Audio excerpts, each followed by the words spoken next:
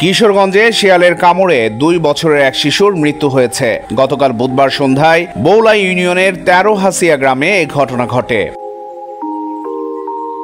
শিশুটির পরিবারের সদস্যরা জানিয়েছেন, ইফতারের পর সবার অজান্তে বাড়ির উঠান থেকে শিয়াল শিশুটিকে টেনে নিয়ে যায়। পরে পাশের জঙ্গল থেকে তার লাশ উদ্ধার করা হয়। নিহত আরাফ ওই গ্রামের লিঙ্কন মিয়ার ছেলে। আজ বৃহস্পতিবার সকালে পারিবারিক কবরস্থানে তাকে দাফন করা হয়েছে। আরাফের দাদা লালু মিয়া বলেন, ইফতার শেষে ঘর থেকে বের হয়ে উঠানে খেলা করছিল আরাফ। হঠাৎ তাকে আর পাওয়া যাচ্ছিল না। বাড়ির আশপাশে সব জায়গায় খোঁজাখুঁজি করা হয়। পরে এলাকার মসজিদে মাইকিং করা হয়। গ্রামের একজন দেখেন একটি শিয়াল বাচ্চাকে টেনে নিয়ে জঙ্গলের ভেতরে যাচ্ছে। তার ডাক চিৎকার শুনে তারা সবাই সেখানে যান। জঙ্গলের ভেতর আরাফকে পাওয়া যায়। তার গলায় কামড়ের দাগ, বুকে পায়ে নখের দাগ। দ্রুত তাকে স্থানীয় হাসপাতালে নেওয়া হয়। চিকিৎসক আরাফকে মৃত ঘোষণা করেন। আরাফের বাবা লিঙ্কন মিয়া বলেন, সন্ধ্যায় আমি স্ত্রী সন্তানকে নিয়ে বাসায় ইফতার করলাম। ইফতার শেষে ব্যবসা প্রতিষ্ঠানে গিয়েছিলাম। কিছুক্ষণ পর বাড়ির লোকজন আরাফকে খুঁজতে আমার দোকানে যায়।